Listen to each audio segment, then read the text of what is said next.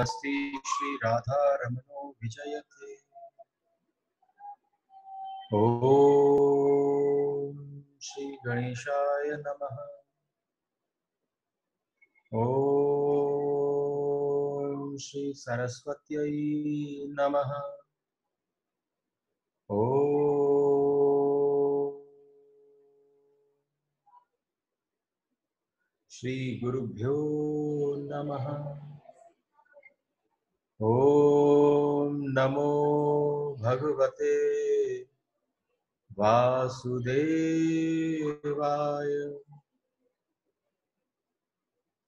ओम लंबोदरं परम सुंदरं कदंतं रक्तांबरं त्रिनयनं परमं पवित्रम् उद्यदिवाकर करोज्ज्वल कायकान्तं विघ्नेश्वरं सकलविघ्नहरं नमामि। सच्चिदानन्दरूपाय विश्वोत्पत्त्यादिहेतवे तापत्रये विनाशाय श्रीकृष्णाय वयं नुमः। बर्हापीडं नटवर वपुः कर्णियो कर्णिकारं बिभ्रद्वास कनककपिशं वैजयन्तीं च मालां रन्ध्रान् वेणोरधरसुधया पूरयन् गोपवृन्दैः वृन्दारण्यं स्वपदरमणं प्राविशद्गीतकीर्ति। अहो बकीयं स्तनकालकूटं जिघांसयापाय यदप्यसाध्वी लेभे गतिं धात्र्युचितां ततोऽन्यं कं वा दयालुं शरणं व्रजेम। हरेर्नाम हरेर्नामैव केवलं कलौ नास्त्यैव नास्त्यैव न्यास्त्यैव गतिरन्यथा। कृष्णाय वासुदेवाय हरये परमात्मने प्रणत क्लेशनाशाय गोविन्दाय नमो नमः। हरे कृष्ण कृष्ण कृष्ण हरे हरे, हरे राम राम राम हरे हरे। जय जय श्री राधे, जय जय श्री राधे, जय जय श्री राधे। आप सबको प्रणाम। कल एक बड़ा सुंदर प्रश्न आया। हमसे किसी ने पूछा कि महाराज, जिस समय हमारे गोविंद का जन्म हुआ, और देखिए कभी कभी क्या होता है, इतनी सारी चीजें चारों तरफ से आप सबके सम्मुख, अपने ठाकुर के सम्मुख बैठकर जब मधुराष्टकम का भाव प्रस्तुत होता है तो मन अपने बस में नहीं रहता। तो कुछ बातें हृदय मधुरम की पूछी गई और कुछ बातें गमनम मधुरम की पूछी गई। तो मैंने कहा कि मैं अब अकेले में क्या बोलूं, जिस समय सबके समक्ष बैठूंगा तब सबके साथ बैठकर बताऊंगा। एक बड़ा सुंदर भाव है, अगर आप उसको दर्शन कर, भगवान का गमन, गमन के बहुत सारे अर्थ हैं। जब अक्रूर लीला में हम गमन को सुनते हैं तो भगवान का वृंदावन से जाना गमन है। लेकिन एक व्यक्ति के लिए जो गमन है वो दूसरे के लिए आगमन भी है। तो गमन में भी मधुरता है और आगमन में भी मधुरता है, क्योंकि गमन में विरह भक्ति की शुरुआत हो रही है। अब तक कृष्ण सशरीर आपके पास थे, और जैसे ही गमन मधुरम होता है उसके बाद पल पल कण कण क्षण क्षण आपके विचार में जो रहने लग जाए, वो संभवी कब है? कृष्ण भक्ति को अगर कोई वास्तव में समझे, कोई समझ जाए कि भगवान के साथ एक होने का मतलब क्या है, तो आप समझना जितना रस, जितना आनंद विरह भक्ति में है, मिलने की उत्कंठा आकांक्षा में है, उतना आनंद मिलन में नहीं है। क्योंकि जितना भगवान ब्रज से दूर रहे और ब्रज में गोपियों के हृदय में जो भावना प्रकट और प्रस्तुत हुई वो विलक्षण थी। तो एक तरफ आपका छोटा सा ध्यान जरूर केंद्रित करूंगा कि गमनम मधुरम का सबसे बड़ा तात्पर्य क्या है। भगवान को जन्म है। देखो भाई, जितने सारे बैठे हो ना, आंखों से देखना पड़ेगा, क्योंकि अगर आंखों से नहीं देखोगे तो आप समझना, और देखना भी नहीं, सुनना भी आंख से ही है, क्योंकि संभव नहीं है। जैसे ही आपसे कहूं कि भगवान को जन्म भयो, मैया यशोदा कैसे लेके आई, ये जो मेरी उंगलियां दिख रही है ना, यहाँ पर भगवान के चरणारविंद थे और यहाँ दोनों वक्षस्थलों के बीच में उनका मुखारविंद था। और पयोधारा की वजह से, दूध की धाराओं की वजह से भरा पड़ा हुआ था हमारे हमारे मैया का वक्षस्थल, मैया के स्तन। और जब हमारे लाला को यूं लेकर वो बाहर आई, तो आप समझो एक एक गोपी के मन में इच्छा थी, और गोपी के मन में इच्छा नहीं थी, पूरे समस्त ब्रजमंडल के मन में, वहां की प्रकृति के मन में, वहां के चल अचल जितना भी वैभव संपूर्ण है, उस सब के मन में केवल इतनी सी इच्छा थी कि एक बार गोविंद का दर्शन हो जाए। अरे भाई, दर्शन अर्थात ये कि दर्शन के लिए या तो कोई भगवान के पास आ जाए या भगवान उस तक पहुंच जाए। ये कैसे संभव हुआ? तो ये गमनम मधुरम में संभव हुआ। जैसे ही भगवान गोदी में पहुंचे, यशोदा मैया बाहर लेके निकली, तो एक ने की लाओ लाला को मोय दो, लाओ लाला को मोय दो। और वो जो परंपरा चली लाला को अपनी गोदी में लेने की, कन्हैया को जिस जिसने गोदी में लिया, मैया को पता ही न चला, पूरा ब्रजमंडल 84 कोस की परिक्रमा कर कर हमारा गोविंद पुनः मैया की गोदी में आ गया। जब ढूंढ मची, अरे कन्हैया कहाँ है, कहाँ है, तो जरा कल्पना करो कि पूरा ब्रजमंडल गोविंद ने गमनम मधुरम, यानी एक एक गोपी के कंधे पर, मस्तक पर, अपनी छाती पर लिपट कर उसे अपना सुख प्रदान कर कर, जब एक एक गोपी की गोदी से उन्होंने समूचा ब्रजमंडल, सारे जितने भी अचल वृक्ष आदि फल हैं, जितने पशु पक्षी आदि जो दर्शन नहीं कर पाए, उन सबको पूरे ब्रजमंडल में दर्शन कराकर जब लौटे, तो मैया की गोदी में दे दिए गए। इस भाव को कहते हैं गमनम मधुरम। क्योंकि भगवान कभी आते हैं तो चलकर आते हैं, जो जाता है उसको बड़ी पीड़ा होती है। और जब गोपियों के पास पहुंचते हैं, और गोपियों के पास जैसे ही पहुंचते हैं, तो उनके आगमन से जो मधुरता प्रारंभ होती है, वो भी गमनम मधुरम है। तो देखिए, कल हमने प्रथम श्लोक को स्पर्श किया था। एक और आप सबसे बात कहना चाहता हूं। हमारे ब्रज में एक परंपरा है कि बहुत सारी बात कृष्ण भक्ति की छुपा ली जाती है, सेवा की छुपा ली जाती है। अब जैसे आपसे कहूं कि हम गर्भगृह के अंदर क्या करते हैं, ये किसी गोस्वामी के भी बस की बात नहीं है कि वो आपके साथ उसको शेयर करें। करना भी नहीं चाहिए। क्यों? क्योंकि जो व्यक्ति अभी उस सेवा की जीवन शैली में नहीं आया, उसको वो बातें समझ में नहीं आ पाई। मैंने सोचा कि थोड़ी सी शिक्षाष्टक शैली से प्रारंभ करूंगा आज। एक बात समझो, जैसे ही आप अपने निज जीवन में, आप वैसे तो कहते हो आप सबके घर में भगवान है, आप सबके घर में छोटे छोटे मंदिर हैं और बड़े सुंदर रीति से उसकी सेवा होती है, लेकिन कुछ नियम हैं, जो नियम हम अपने अपने राधा रमन जी के मंदिर अथवा बड़े बड़े देव स्थानों में रखे जाते हैं, और आप समझना वो नियम बड़े आवश्यक है। जैसे एक आपको छोटी सी बात बताऊं, अहमदाबाद में कथा कर रहा था, कथा करते करते मैंने एक दिन भागवत में कहा कि भाई हमारे मंदिर में श्री राधा रमन जी में, गौर से सुनना और कोशिश करना कि ये आपके घर पे अप्लाइड हो जाए।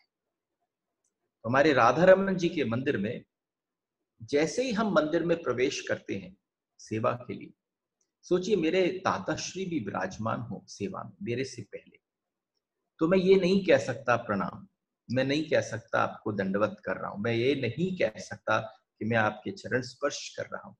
हम क्या कहते हैं? राधा रमणीय गोस्वामी परंपरा में जब आप भगवान के गर्भगृह में, जगमोहन में, जहां वे ठाकुर विराजमान है, वहां पहुंच जाएं और जैसे ही सोचिए ना, आप अपने घर में पूजा कर रहे हैं और आपका बेटा ऑफिस के लिए निकल रहा है, तो आपके घर में भी तो आपने परंपरा डाली होगी कि कोई आपको प्रणाम कर कर जाए। और यहाँ पर बड़ी प्रणिपात करने की बड़ी सुंदर परंपरा है। लेकिन जब कोई मंदिर में होता है, तो जैसे ही हम मंदिर में प्रवेश करते हैं तो अंदर घुसते ही कहते हैं कि ताताश्री हमने आले में रख दी है। आले का मतलब जो दीवार के अंदर एक छोटा सा आला होता है जहां सामान रख दिया जाता है। तो राधा रमन जी के इर्द गिर्द दोनों तरफ, बाहर की तरफ जहां भंडारी बैठे, हर जगह आले हैं। तो हम क्या कहते हैं कि हमने आले में रख दी है। क्या रख दिया है? हमने प्रणाम किया आपको, पर अभी आले में रखा है, मंदिर परिसर के बाहर रखा है। और जब हमारे ताताश्री निकलेंगे मंदिर से, और अगर हम रह जाए मंदिर में और उन्हें किसी कारणवश बाहर निकलना हो या घर की तरफ जाना हो, तो वो कहेंगे, अरे मैंने आले में से ले ली, यानी मैंने जो प्रणाम तुमने आले में रखा था उस प्रणाम को मैंने स्वीकार कर लिया। यानी अपने भगवान के सामने, चाहे वो आपके घर पर हैं, किसी का भी प्रणाम स्वीकार मत करिए। ये मधुराष्टकम की शिक्षा है। कोई भी हो, तुम्हारा गुरु भी हो, देव स्थान में भगवान के दर्शन खुले हुए, उनके सम्मुख अगर कोई आपको चरण स्पर्श करे, तो चरण स्पर्श आप करवाने के अधिकारी नहीं है, चाहे आप कोई भी हो, चाहे गुरु ही हो, चाहे पिता ही हो। उस समय कह देना चाहिए आले में रख जाओ, ले जाओ। हाँ, लेकिन बाहर निकल के अब क्या हुआ, हमने अहमदाबाद में कथा कही, हमने बोला भाई हमारे मंदिर में तो प्रणाम करने की व्यवस्था मंदिर में ऐसी है। दूसरे दिन उस कथा कराने वाले घर में से जितने भी युवा बालक थे, जब निकले तो उन्होंने अपने अपने पिताओं को रोज सुबह उससे पहले चरण स्पर्श करते थे, अब कह गए आले में रखिए। तो उनके पिताजी ने आके हमसे कहा कि महाराज जी तो बड़ी गड़बड़ हो गई, जैसे तैसे तो बच्चों को सिखाया था कि प्रणाम करें। तो सिर्फ देवस्थान, तो ऐसे कर कर बीच बीच में जब जब मेरे मन में एक एक बात शिक्षा की आएगी तो मैं आपसे करूंगा, क्योंकि मधुराष्टकम का प्रसाद भी तो there should be some takeaways. एक दर्शन, एक झांकी, लेकिन उस झांकी में डिसिप्लिन कैसा? तो हमने कल एक प्रथम श्लोक को देखा, और प्रथम श्लोक के पश्चात मुझे ये भी लगा मैं थोड़ा सा जो अन्य आने वाले श्लोक हैं उसमें बहुत ज्यादा गहराई में प्रवेश न करते, उन सभी शब्दों को बड़े सुंदर तरीके से प्रस्तुत करता हुआ निकलूंगा। तो पहला श्लोक था अधरम मधुरम, पर एक और बात कहनी, गा नहीं पाता हूं अच्छी तरह से, अभ्यास नहीं। और जिस परंपरा का हूं उस परंपरा में मेरी वाक्सिद्ध परंपरा है, यानी बोलने वाली। तो मुझे हमेशा लगा, इसीलिए जब मैं लोगों को इसके मधुराष्टकम के वीडियोस, वो लिंक्स भेजता था और भिजवाता था अपने स्टाफ से, तो उनके साथ पंडित जसराज का मधुराष्टकम भेज देता था कि ये ना सोचें कि मैं गाऊंगा, आप जब आए तो उसको एक बार सुन लें, उन्होंने कितना सुंदर गाया है। यहाँ पर जो नियम है थोड़ा सा उसको स्पर्श कर रहा हूं। अधरम मधुरम वदनम मधुरम नयनम मधुरम हसितम मधुरम हृदयम मधुरम गमनम मधुरम मधुराधिपते रखिलम मधुरम। आज जिसको ले रहा हूं उसको कौन सा है? वचनम मधुरम चरितम मधुरम वसनम मधुरम वलितम मधुरम चलितम मधुरम भ्रमितम मधुरम मधुराधिपते रखिलम मधुरम। मधुराधिपते रखिलम कौन है? अरे मधुरा के पति। मधुरा कौन है? अरे समस्त जगत को जिनसे मधुरता मिले वो श्री कृष्ण, और श्री कृष्ण को जिससे मधुरता मिले सो मधुराधिपति। कौन? श्री राधिका रानी। जिनसे श्री कृष्ण को मधुरता प्राप्त होती हो वो मधुराधिपति रखिलम मधुरम। तो देखिए वचनम मधुरम की प्रारंभ करते हैं।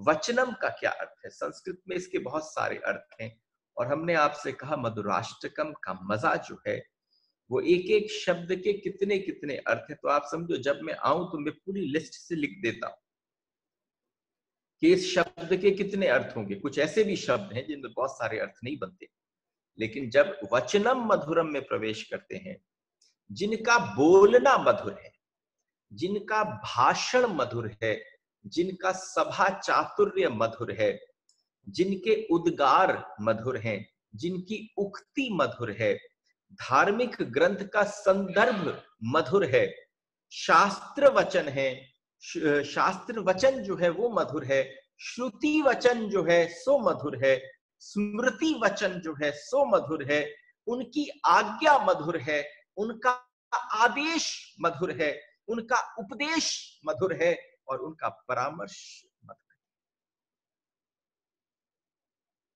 तो एक शब्द वचनम मधुरम के कितने अर्थ हैं?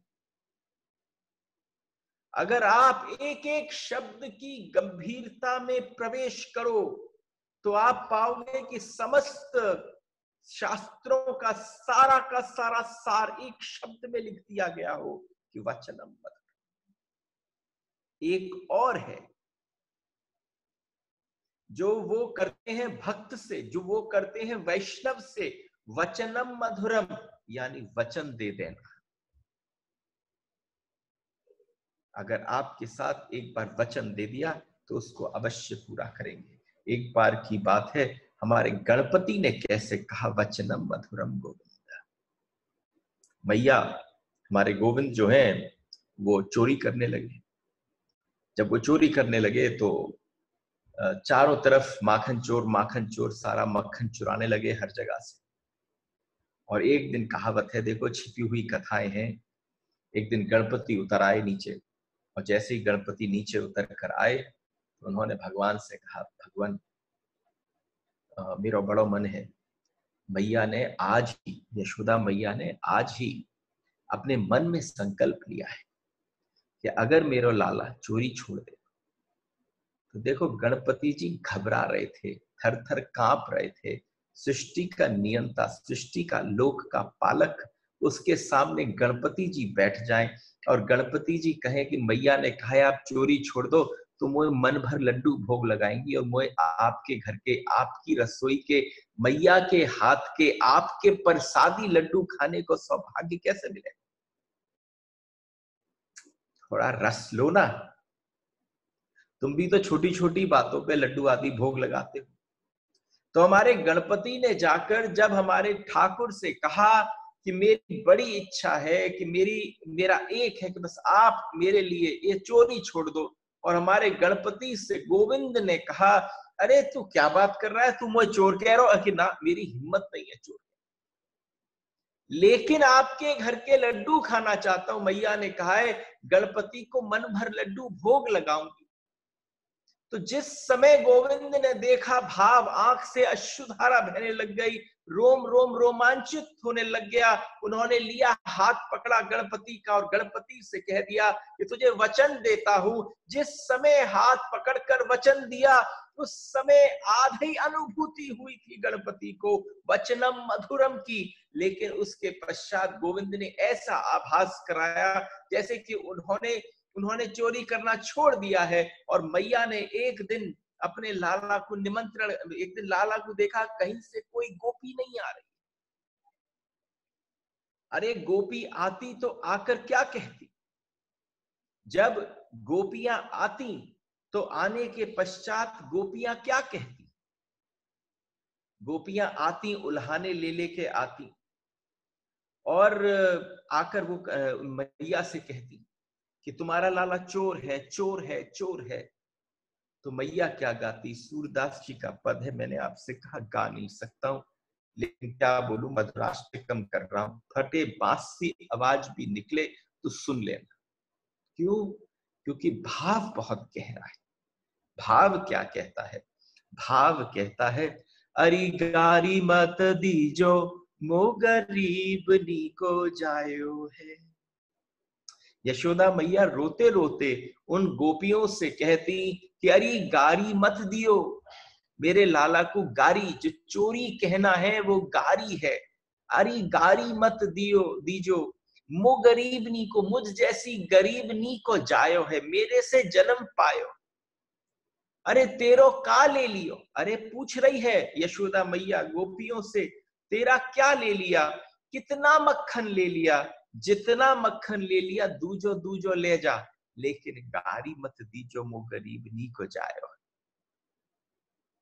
और जब यशोदा मैया रोना प्रारंभ कर देती तो उस समय पर सारी गोपियां क्या कहती, तो सारी गोपियां कहती, बड़े लाड़ चाव और प्यार से कहती, वो कहती, चिरजीवे गोपाल ओ रानी तेरो, चिरजीवे गोपाल। अरे मैया हम तो उल्हाना दे रही हैं, ये रोज का जो आदान प्रदान था ये भी बैठकर गोपियों को बड़ा आनंद देता था, कृष्ण के वचन चर्चा करना। अरे कैसी होंगी वो जो कृष्ण को चोर कह पाई? क्यों? क्योंकि चोर तुम किसको कह सकते हो? चोर वो जो तुम्हारी अपनी वस्तु को चुरा कर ले जाए, लेकिन गोपियों की अपनी कोई वस्तु अपनी नहीं थी, उनका अपना क्या था जिसको वो अपना हृदय कहती थी, जिस हृदय में कृष्ण को विराजमान कर रखा था, उस हृदय के भीतर से कृष्ण, जब कृष्ण अपने आप को, उसको भाव को चुरा लेते थे, वो मन चुरा जाता था, वो हृदय निकल जाता था, तब गोपी कह पाती थी चोर है। अरे माखन तो एक उल्हाना था, और जब मैया के पास ऐसा आगमन, ऐसी सूचना आना बंद हो गया, जब मैया के पास ऐसा आगमन और ऐसी सूचना आना बंद हो गया, तो हमारी मैया ने क्या किया? तब हमारी मैया ने बड़ा आनंद लिया। हमारी मैया ने कहा, अरे अब मैं गणपति को भोग लगाऊंगी। और उसी समय एक गोपी को बुलाया और कहा, हाँ भाई चलो, एक पूरा एक मन भर लड्डू थाल भर के बनाओ और लेकर चलते हैं। हमारे जैसे ही यशोदा मैया की बात सुनी कि मन भर लड्डू भोग लगेगो, तो उधर कैलाश में बैठी पार्वती जी ने माथो पीट लियो। उन्होंने कही कोई एक लड्डू भोग न लगावे, जब जब भोग लगावे तब मन भर लड्डू भोग लगा। और ये मेरे लाला को खवा खवा के बहुत मोटो कर दियो, देखो बाको पेट कितना बढ़ गया। लेकिन यहाँ पर जो वचन दिया था हमारे गोविंद ने गणपति को, अब निकल पड़े, खूब मन भर थाल खोपड़ी पर रख के गोपी चल रही है, एक तरफ कन्हैया, एक तरफ बलदाऊ, पीछे हमारी मैया, और लेकर जैसे ही पहुंचे तो मधुरम कैसा, सबसे पहला वचनम मधुरम जो है वो गणपति के साथ है कि जैसे ही मंदिर में पहुंचे, ले जाकर थाल रखा और उन्होंने कहा कि वचन दिया था भगवान ने कि तुझे लड्डू खवाऊंगा, लेकिन वचन किस तरफ से था? कि भगवान की तरफ से। और हमारे गणपति ने क्या वचन दिया था कि प्रसाद तब तक नहीं पाऊंगा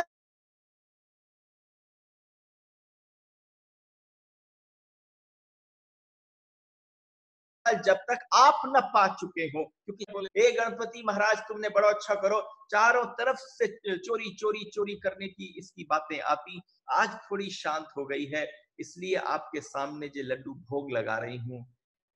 लेकिन हमारे गोविंद बैठ गए सामने, और जैसे ही सामने बैठे उन्होंने गणपति से कहा, अच्छा भोग तू लगाएगा और मैं खाऊंगा? उन्होंने कहा, ना गोविंद, वचनम मधुरम। उन्होंने कहा, नहीं गोविंद, वचनम मधुरम, वचन दिया है आप पहले पाएंगे, लेकिन मैं कैसे पाऊं? मैया बैठी है। तो मूर्ति में से गणपति फूट कर अपनी सूंड को निकाल कर लड्डू उठाकर कन्हैया के मुंह में दे देते हैं, और जैसे ही मुंह में विराजमान कराते हैं, जैसे ही लड्डू धरते हैं, उसी समय गोविंद भी कह पड़ते हैं वचनम मधुरम, और सामने जब उस लड्डू को पाया तो गणपति कह बैठते हैं वचनम मधुरम।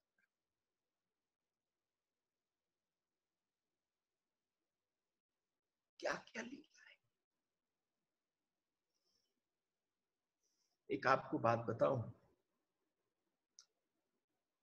मैं कथा की तरफ आकर्षित नहीं हुआ था, कथा ने बरबस मुझे अपनी ओर खींच लिया।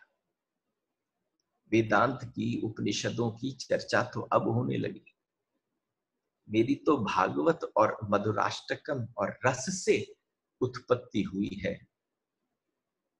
रस से उत्पत्ति हुई है वेदांत की।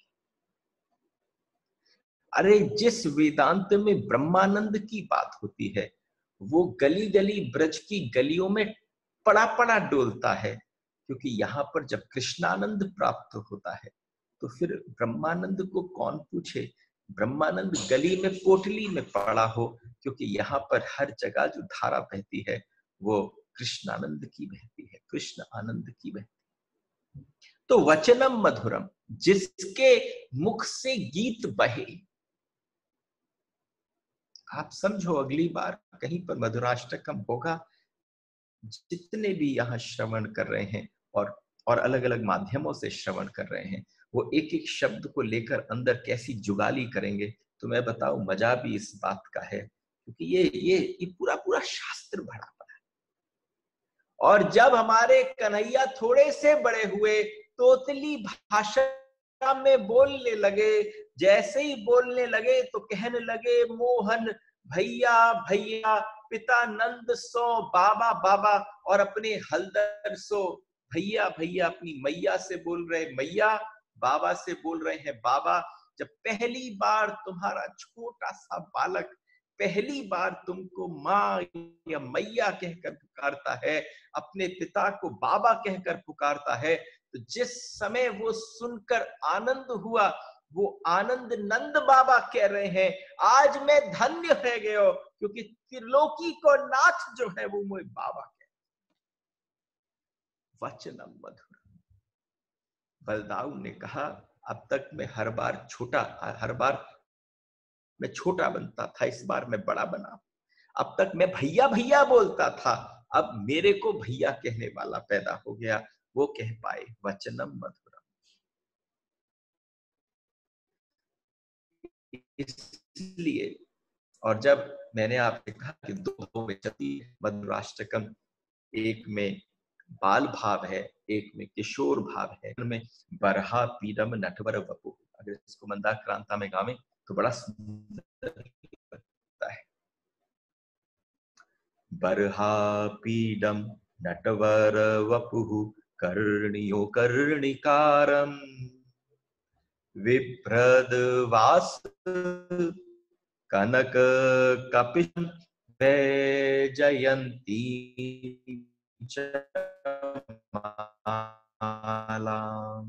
आनंद के साथ भगवान के मस्तक पे जो मयूर पिच है, तब तक मयूर पिच नहीं रहता था। एक दिन भगवान ने देखा मयूर उनके आगे आगे चल रहा है, भगवान मुरली बजाना सीख रहे थे, और मुरली बजाना प्रारंभ किया तो मयूर भगवान के सामने नाचने लगा। अगर आप इस लीला के दर्शन कर पाओ, तो जब मयूर का नाचना प्रारंभ हुआ और पंखों को फैलाकर ऐसे हवा करने लगा चारों तरफ, भगवान भी आनंदित हो गए। ग्रीष्म का ऋतु था, ग्रीष्म ऋतु थी, तो उस मोर ने भगवान से इशारा किया आप मेरे पीछे आ जाओ। तो भगवान ने अपनी मुरली ली, नीचे रख दी, लेकिन जैसे ही रखी तो उसने अपने पंख बंद कर लिए। भगवान से कहा अरे भगवान, आपने मुरली क्यों बंद कर दी? आप मुरली बजाइए, मैं नाचते नाचते चलूंगा। तो कहां से लेकर बरसाने तक वो मयूर ले गया भगवान कृष्ण को। और जब वो बरसाने धाम में पहुंचा, श्री राधा रानी के सम्मुख, जहां राधा रानी ही खड़ी थी और बीच में कोई नहीं था, जो उसके पंख थे वो पंखों ने बिल्कुल ऐसा भाव बनाया जैसे बीच में पर्दा हो, एक तरफ कृष्ण हो, सामने प्रिया जी हो।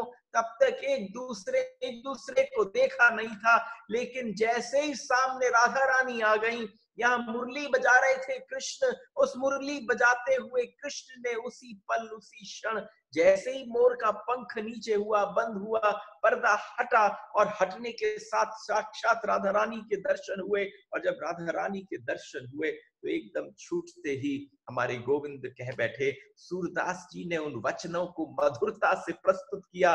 वो वचन जो है, वो प्रथम दर्शन जो है, वो वचनम मधुरम बन गया। कृष्ण के लिए राधा का दर्शन वचनम मधुरम था, और कृष्ण के लिए, राधा रानी के लिए कृष्ण के वचन कि क्या बूझत श्याम कौन तुम गोरी, बूझत श्याम कौन तुम गोरी, कहाँ रहत काकी हो बेटी। बूझत श्याम, श्याम देखने लगे कि ऐसी इतनी विलक्षण, इतनी सुंदर, बूझने लगे कि अरे श्याम कौन तुम गोरी, अरे गोरी तुम कौन हो, कहां की बेटी हो, किसकी बेटी हो। देखी नाय कबहू ब्रज खोरी, पूछत श्याम कौन तुम गोरी। और जब सूरदास जी जब इस भाव को प्रस्तुत करते हैं तो जैसे ही हमारी राधा रानी सामने पहुंची, तो राधा रानी के सामने पहुंचते ही उन्होंने पूछा, हम काहे को व्रजतन आवत, खेलत अपनी पौरी, हम तो अपनी पौरी में खेल रहे थे, बूझत श्याम कौन तुम गोरी।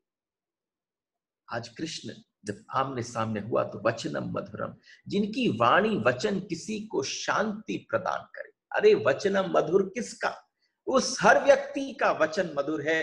अरे जहां पर भगवान कृष्ण ने अर्जुन को जो गीतोपदेश दिया, वो गीतोपदेश वचनम मधुरम है। जिसके वचन बड़े गंभीर हो, जिसके वचन ब्रह्म वाक्य हो, जो जिसकी वचन चित्रात्मक हो, जिसको ऐसा श्रवण कर कर लगे कि सब कुछ तुम्हारे सामने घट रहा है, वो सब वचनम मधुरम है। जिसकी डांट में प्यार हो, प्यार में सीख हो, इशारा हो, उसको कहते हैं वचनम मधुरम। जिसका वचन मधुर है वो शिक्षात्मक हो, वो शिक्षात्मक हो, वो शास्त्रात्मक हो, और वो स्नेहात्मक हो। जब ये सब भाव एक साथ प्रस्तुत होते हैं तब हम कहते हैं वचनम मधुरम। भगवान ने कह तो दिया, सर्वधर्मान्य परित्यज्य मामेकम शरणम व्रज। हे अर्जुन, सब कुछ छोड़ मेरी शरण में आ जा। अगर एक बार गोविंद तुम्हारे सम्मुख आ जाएं और तुमसे बोल पड़े, सब कुछ छोड़ मेरी शरण में आ जा, तुम समझना कोई तुम्हें शरणागत कर ले, उसके जो वचन हो वो कितने मधुर होंगे। वो है वचनम मधुरम। इसलिए प्रार्थना जो होती है ना, सारे वचन जो हैं वो प्रार्थनाएं। गौर से सुनना। बहुत सारे लोग हैं जो प्रायश्चित करना चाहते हैं जीवन में, है ना। तो प्रार्थना जो है वो तीर्थ है, और प्रायश्चित जो है वो महातीर्थ है। अगर आपको लगे कि आपसे कुछ गलती हो गई, आपने वचन पूरा नहीं किया, तो प्रायश्चित कर लो। वो महातीर्थ की उपलब्धि है, और महातीर्थ इस जगत में श्री कृष्ण चरणारविंद के अलावा कुछ भी नहीं है। दूसरा शब्द इसके पश्चात आता है चरितम मधुरम। चरितम का क्या अर्थ है? जिसका जानना मधुर हो। चरितम, मैंने संस्कृत के शब्दों में आप देखो कितने कितने, कम से कम 9 अर्थ थे वचनम मधुरम। और चरितम मधुरम में जिसको जानना मधुर हो, जिसकी जीवनी मधुर हो, जिसको जानना मधुर हो, जिसकी जीवनी मधुर हो, जिसका साहस मधुर हो। चरित्र किन से बनता है? से बनता है। आपका सामने वाले व्यक्ति से जो परिचय है उससे चरित्र बनता है। अरे सामने वाले चरित्र को आप कब चरित्र मानते हो? भैया चरित्र तब माना जाता है जब वो तुम्हारे जीवन में कुछ दे जाता है, तुम्हें सीख दे जाता है, उसकी जीवनी जो है वो तुम उसको आइडोलेट करने लग जाते हो, ही बिकम्स योर आइडल। उसको आप चरितम मधुरम कहते हैं। जिसका व्यवहार मधुर हो, चरितम का एक बहुत बड़ा पक्ष है, जिसका व्यवहार मधुर हो, जिसकी आदत मधुर हो, जिसकी आत्मकथा मधुर हो, जिसने अपने अभीष्ट ध्येय को पूरा किया हो। अरे जिस समय पर हमारे हमारे सारे ब्राह्मण चारों तरफ बैठकर द्रौपदी के पिता के लिए एक यज्ञ कर रहे हैं और स्वाहा और स्वाहा और स्वाहा कर कर बोला जा रहा है, और एकदम उस धधकती हुई लपटों के बीच में से, श्वेत वस्त्र और श्वेत मंडिताओं के बीच में से जब हमारी द्रौपदी यज्ञसेनी का प्राकट्य होता है, तो उसी समय वहां पर सभी लोग मिलकर उसका नाम कृष्णा रख देते हैं। और जब कृष्णा रखते हैं तो एक एक उसमें से महात्मा बोलता है, कितना अद्भुत सामंजस्य है। देखो, पिता की तरफ इंगित किया, पिता देख रहे हैं बैठकर कि पिता, मेरी बेटी का नाम कृष्णा रखा गया, हो ना हो मैं इसको कृष्णा को, कृष्ण को अर्पित करूंगा। और जैसे ही कहा गया तो एक महात्मा ने छूटते ही कहा कि देखो, आपको एक बात बताएं कि द्रुपद सुता है द्रौपदी, इसलिए द्रौपदी नाम आया। पांचाली 5 पत्नियों की पत्नी बन गई, यज्ञ की अग्नि से प्रकट हो गई, यज्ञसेनी बन गई। लेकिन जब उस महात्मा ने बोला कृष्णा और कृष्णा, उन्होंने कहा सही बात है, वो उनके जीवन का ध्येय जो है वो धर्म की स्थापना है, और ये धर्म में हेतु। चरितम किसको कहते हैं? चरितम मधुरम का तात्पर्य क्या है? चरितम मधुरम का तात्पर्य है जिसके जीवन का ध्येय धर्म स्थापना था, तो उसके साथ जितने भी जुड़ गए, मिलते चले गए, उन सबके जीवन में चरितम मधुरम बनता चला गया। आपने उन सब की चर्चाएं शास्त्रों में सुनना प्रारंभ कर दिया। चरितम मधुरम आज द्रौपदी हेतु बन गई धर्म में, और कृष्ण का ध्येय बन गया। तो जिसका ध्येय पूरा करना, उसका अभीष्ट ध्येय जिसका पूरा हो जाए और जो उसको पूरा कर ले, तो कहा जाता है चरितम मधुरम। देखो भैया, हम तो हमेशा जब प्रारंभ करते हैं कृष्ण कथा को, तो आपसे कहते हैं जे रस वृंदावन ते आए। मधुराष्टकम है, इसलिए ये रस वृंदावन से आया। और अगर कथा होती है तो मंगलाचरण में आपने सुना है कि सच्चिदानंद रूपाय विश्वोत्पत्त्यादि हेतवे तापत्रय विनाशाय श्री कृष्णाय वयम नमः। हम हर एक से कहते हैं, अपनी बिन ब्याई बेटी को, अपनी बुद्धि रूपी बेटी को, अगर आपको रुचिकर लगे, रुचि किससे लगती है? रुचि तब लगती है जब सामने वाले का चरित्र मधुर होता है, तो आप अपनी बुद्धि को उसके आगे सौंप देते हो, उसके बाद आप और कुछ नहीं करते। साक्षात श्रीमद् भागवत में प्रथम श्लोक में निमंत्रण है, अरे जिसके चरितम को, जिसके चरित्र को, जिसकी जीवनी को, जिसके साहस को, जिसके व्यवहार को, जिसकी आदत को, जिसकी आत्मकथा को सुनने के लिए तुम आए हो, जो तुम्हारे जीवन में चरित्रार्थ बनकर चरितम मधुरम हो गया है, उसको अगर तुमने स्वीकार कर लिया है, तो एक बार स्वीकार करने के पश्चात अपनी बुद्धि रूपी कन्या को, अपनी बुद्धि के सारे औज को, उद्योग को लो और उसके चरणों में अर्पित कर दो, तब कहा जाए कि अद्भुत है।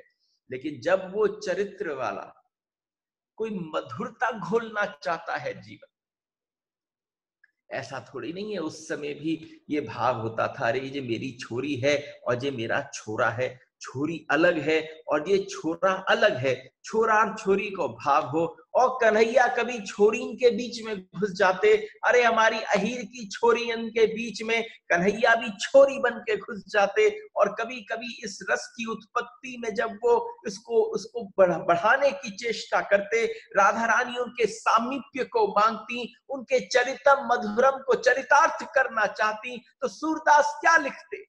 सूरदास लिखते, श्री राधे हाथन मेहंदी रची। सुनना, और नहीं आए तो मेरे से पूछना। श्री राधे हाथन मेहंदी रची, नथ में उलझे केश, नंद नदन सुलझावते, धर ललिता को विष।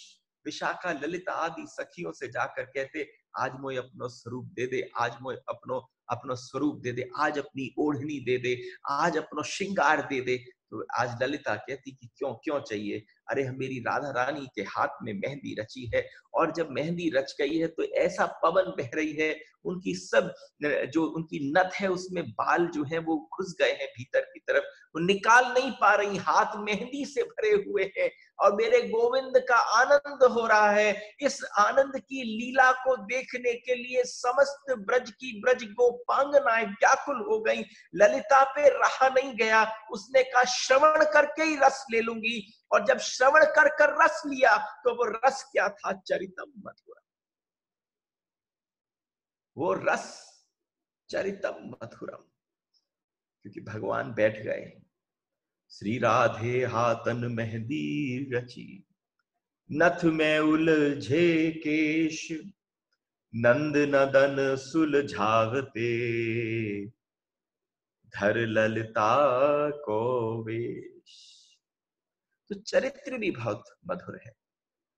जिसका चरित्र मधुर हो तो आप समझो, चरितम मधुर कब होता है? जब गाली भी दी जाए और मधुर हो जाए। आप में से कितने लोग हैं जिन्होंने नरसिंह मेहता का नाम सुना है?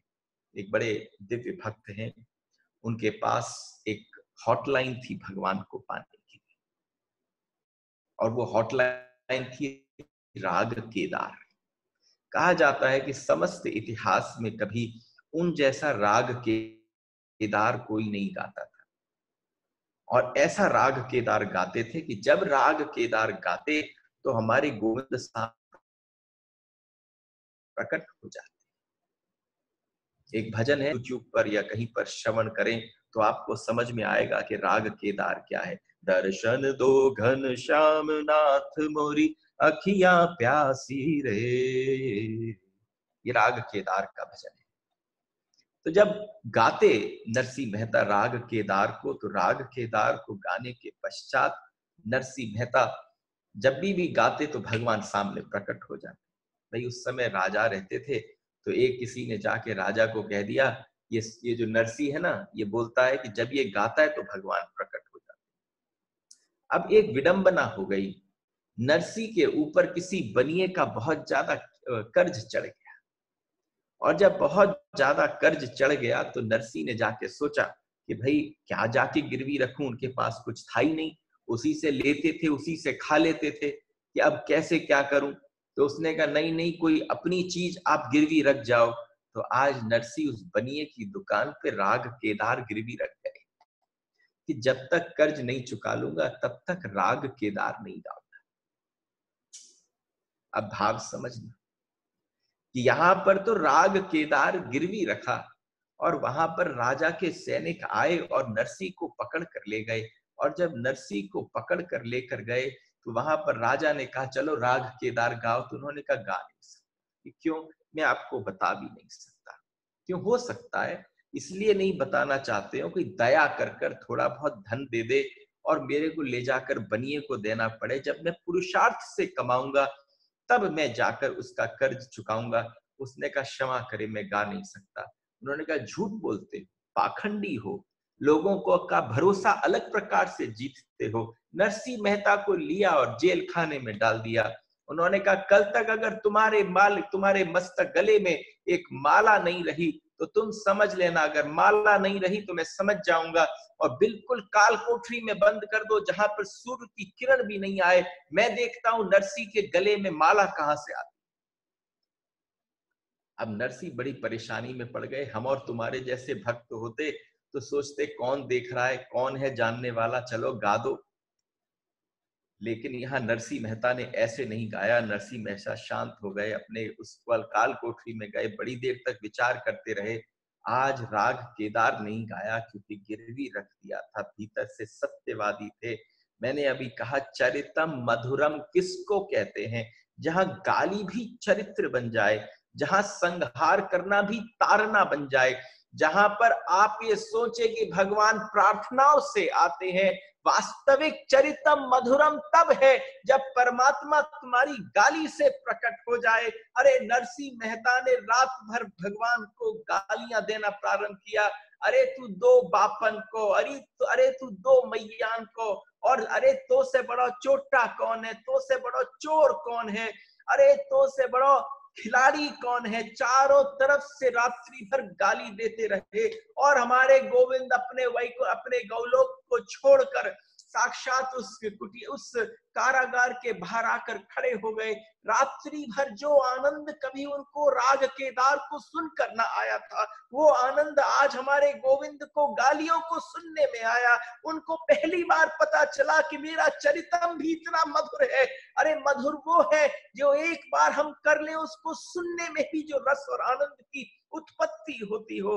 तो जब भगवान ने उसको श्रवण कर लिया, जब भगवान ने उसको सुन लिया, भोर की बेला थी, सूर्य उदय होने वाला था, भगवान उस कारागार में गए, नरसिंह मेहता के गले में माला डाल दी, और जैसे ही नरसिंह के गले में माला डाली, उन्होंने कहा क्या मैं ऐसा दिखता हूं कि तू राग केदार गाएगा, और मैं प्रकट होऊंगा। आज वैसा रस बहा जो कभी राग केदार में नहीं बहा। आज वही नहीं, आज से नरसिंह जो गाएगा कृष्ण प्रकट हो जाए। भाव है चरितम मधुरम, तुम रखाओ ना भाई। चरितम मधुरम। और जब चरितम मधुरम आता है, क्या कान के अंदर घुसा के जीवन जीते हैं। Can you just mute these people please? हम जीवन जीते हैं, हमारा परिवार भी हमें कुछ समय भी याद नहीं रख पाता, हमारे जिसके साथ हम सब कुछ जोड़ देते हैं वो व्यक्ति भी हमें याद नहीं रख पाता। लेकिन चरित्र और चरितम मधुरम ये होता है कि आप किसी भी शैली के हो, ये बड़ी कृपा है कि गोविंद को हम स्मरण रहे और हमें गोविंद स्मरण रहे। लेकिन ब्रज का भाव क्या है कि भगवान पता नहीं मेरी कब स्मृति मेरा साथ छोड़ दे, तू याद रखना, क्योंकि चरितम मधुरम है। और चरितम मधुरम के बाद आता है वसनम मधुरम। एक छोटा सा प्रश्न है यहाँ। देखो, मैंने आपसे कहा कि बहुत सारी ऐसी बातें हैं जो छुपा ली जाती, जो कही नहीं जाती, लेकिन मधुराष्टकम की भाषा है। और आप समझना, हमारे यहाँ से जो नहीं सुनने वाले, जो जिनकी धारा कहीं और लगी हुई है, और आप समझो कि रोज जब हम मधुराष्टकम के लिए बैठते हैं तो हम क्या देखते हैं कि जो नीचे के तत्व और रस को पीने वाले लोग हैं वो बच गए, और जो ऊपर ऊपर के पतले पतले वाले पदार्थ को पीने वाले थे वो निकल गए। तो वसन मधुरम क्या है, इसको इस भाव से प्रारंभ करूंगा कि वसन का अर्थ होता है वेश, और वसन का एक अर्थ होता है वासना। वसन का एक अर्थ होता है वासना। जीव की जो वासना है वही उसके वस्त्र है। उस वासना के कारण ही कृष्ण की प्राप्ति नहीं होती। और कृष्ण आप प्राप्ति का मतलब ये नहीं कि आप ये समझो कि आप मंदिर में गए, वो खड़ा ही तो है, वो तुमसे मिल लिया। उसका भाव अगर आपके जीवन में नहीं आए, वो भाव की स्थिति से आपके हृदय में आके न बैठे, आपके जीवन में मिठास न घोल दे अपने होने की, तब तक आप कह नहीं सकते मधुरम वसनम मधुरम। यानी वसन, वासना, वसन, तो साफ बात है कि जिस समय पर भगवान अगर आपको दूर रखते हैं तो वासनाओं में छोड़ देते हैं। जैसे ही आपकी वासना में से आ की मात्रा हट जाती है तो वसनम मधुरम बन जाता है। एक बड़ी उच्च स्तर का श्रृंगार का दर्शन है। मुझे लगता है जो विलंब होगा वो सिर्फ इस बात को कहने में होगा, तो आज की ये सेशन का आखिरी पाठ होगा। वसनम मधुरम, वसन का एक अर्थ होता है रहना, जहां हम रहते हैं वो हमारा वसन है। एक है निवास स्थान, उसको भी हम वसन कहते हैं। वस्त्र धारण आपसे बोल ही दिया, किसी के हृदय में स्थान बनाना भी वसनम मधुरम। और एक जो कमर में हम तगड़ी पहनते हैं उसको भी वसन कहते हैं, वो संयम का प्रतीक होती है। तो वसन के संस्कृत के शब्दकोश में बहुत सारे अर्थ हैं, लेकिन जिस भाव को आपके आगे प्रस्तुत कर रहा हूं, जिसको कहने का चेष्टा करूंगा, कोशिश करूंगा कि इस वसनम मधुरम का रस आ जाए। एक बार श्री यमुना जी की बड़ी इच्छा हो गई। यमुना जी की बड़ी इच्छा हुई कि वो भगवान आज वो राधा रानी के श्रीअंगों की प्रसादी ओढ़नी को धारण करें। किसकी इच्छा हुई? यमुना जी की। अब राधा रानी ओढ़नी धारण करें और वो यमुना जी को दें, यानी उस यमुना के भीतर कुछ प्रविष्ट होगा, वो यमुना में मिल तो न पाएगा। यमुना की धारा बहती हुई चाहती है भगवान राधा रानी की ओढ़नी ओढ़ना, तो आज भगवान ने श्रृंगार किया। देखो, जो जो इसको अगर दर्शन कर पाओ, निकुंज की लीला है, गीत गोविंद का आस्वादन है, श्रृंगार रस की पराकाष्ठा है। आज जब पता चला राधा रानी को, तो उन्होंने भगवान कृष्ण को बुला लिया और आकर कहा कि आओ मेरा श्रृंगार करो। तो जो आज राधा रानी ने अपनी कंचुकी धारण करी, तो भगवान ने उनके पूरे वक्षस्थल पर लिया और यहाँ चंदन का लेप आदि प्रस्तुत किया। चंदन का लेप बिल्कुल इस प्रकार से लगाया जैसे लगे कंचुकी धारण कर रखी है, ऐसा लगे बिल्कुल जहां तक उनकी बाह आनी थी वहां तक चंदन था। उसके नीचे छोटे छोटे बिंदु लगाए गए और प्रकृति के सारे रंगों से सारे स्तन और सारे वक्षस्थल को सजा दिया गया। बिल्कुल ऐसा लगे जब उन्होंने अपनी अपने अपने आंचल से, अपने अधोवस्त्र से अपने शरीर को ढका। दूर से कोई देख रहा था तो उसे लग रहा था कि आज की कंचुकी श्री राधा रानी की अद्भुत और विलक्षण है। और जब उसको करने के पश्चात राधा रानी श्री यमुना जी के जल में प्रवाहित हुई या जल में प्रवेश किया, और जैसे ही श्री यमुना जी के जल में राधा रानी और कृष्ण भगवान ने प्रवेश किया, और राधा रानी जैसे ही उस जल के अंदर प्रविष्ट होकर अपने गर्दन तक जल में पहुंच जाती हैं, जो चंदन का लेप उनके वक्षस्थल पर लगा हुआ था, वो धीरे धीरे रिस रिस कर बिल्कुल जल में ऐसे तरंगे लेने लगा जैसे राधा रानी ने अपनी ओढ़नी जो है वो साक्षात उस ओढ़नी को यमुना जी को धारण करा दिया। वसन रूप भई श्री राधे। वो जो वसन की मधुरता है, उस वसन को लेकर ओढ़ लिया हो पूरे उस जल में, नीले नीले जल में, यानी साक्षात नील वर्णा है हमारी यमुना जी, और उस नील वर्णा के ऊपर पीत वर्ण की जो ये उन्होंने ओढ़नी धारण करी, जितना भी उनके ऊपर चंदन आदि केसर सबका लेप लगा हुआ था, वो सब बहकर श्री यमुना जी में आनंदित हो गया। उस समय यमुना जी कह पाई वसनम मधुरम। उस समय कह पाई, तात्विक दृष्टि से वसन का अर्थ वासना है, और जब कोई वासना रहित हो जाता है वही व्यक्ति कह पाता है वसनम मधुरम क्या है। ईश्वर करता, हरता, भरता है, सृजन करता है, पालक हरता है, विसर्जन करता है। परमात्मा की माया भी मधुर है, वसनम भी मधुर है। प्रभु क्या छिपाते हैं? 3 चीजें छिपाते हैं केवल गोविंद, और हमारे उन गोविंद के पास छुपाने के लिए कुछ भी नहीं है। हम अपने पूरे अंग को छिपाते हैं, हम अपनी बात को छिपाते हैं, हम अपने आप को छिपाते हैं, हम अपने प्रेम को भी छिपाते हैं, हम अपनी कमियों को छिपाते हैं। लेकिन गोविंद क्या छिपाते हैं? गोविंद छिपाते हैं अपने दिव्यत्व को, गोविंद छिपाते हैं अपने देवत्व को, और गोविंद छिपाते हैं अपने अलौकिक तत्व को। इन तीन तत्वों को भगवान छिपाते हैं। जब ये छिप जाता है, इस छिपाने के बाद जो प्रकट होता है वो वसनम मधुरम होता है।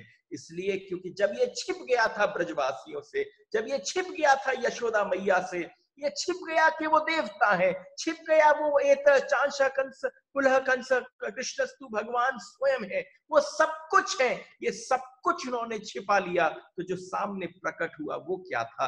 वो वासना से रहित, वो हर चीज से रहित। जब एक प्राणी उनके पास आया और उनसे आलिंगन किया, उनसे प्रेम किया, तो कह पाया वसनम मधुरम। इसलिए कहा, इसी को महापुरुष माया भी कहते हैं। माया को सब पागल है, जितने भी लोग हैं चारों तरफ फैले हुए, वो माया को पागल हैं। परमात्मा के लिए कितने पागल हैं? जो परमात्मा के लिए पागल है वो वसनम मधुरम है, और जो माया के लिए पागल है उनके लिए वासना मधुरम। तुम ये देखो, तुम्हारे जीवन में ये शब्द चरितार्थ हुआ कि नहीं हुआ? कि तुमने अभी तक पान किसका किया? वसनम मधुरम का किया, या उसका किया वासना मधुरम का? या जो चांद है तो ठाकुर के माथे का तिलक है। अरे जब वसन रहित हो जाते हो तो पूरी सृष्टि, पूरा ब्रह्मांड तुम्हारे को सजाने के लिए प्रस्तुत हो जाता है और सब तरफ से सजाने लगता है। और ये सारे जो तारे हैं वो सौभाग्यवती नारियां, सौभाग्यवती गोपियां हैं, नारी जो स्वागत करने आई हैं हमारे साक्षात भगवान कृष्ण चंद्र का। सारी चंद्रिकाएं, सारी चंद्र की पत्नियां, सारी यूथ पत्नियां, और जब वो आई है तो वो कैसे आई है? वो वासना रहित होकर आई है। इसलिए एक एक गोपी कह पाई है वसनम मधुरम। क्या डाल रखा है गोविंद ने? गोविंद ने घूंघट डाल रखा है। घूंघट किसका है? माया का है। घूंघट किसका है? आपकी वासना का है, आपकी डिजायर्स का है, आपकी इच्छाओं का है। एक बार वो घूंघट हटा दो तो वासना से वसनम मधुरम में प्रवेश हो जाएगा। प्रणाम करता हूं। इस सेशन को यही विश्राम करते हैं।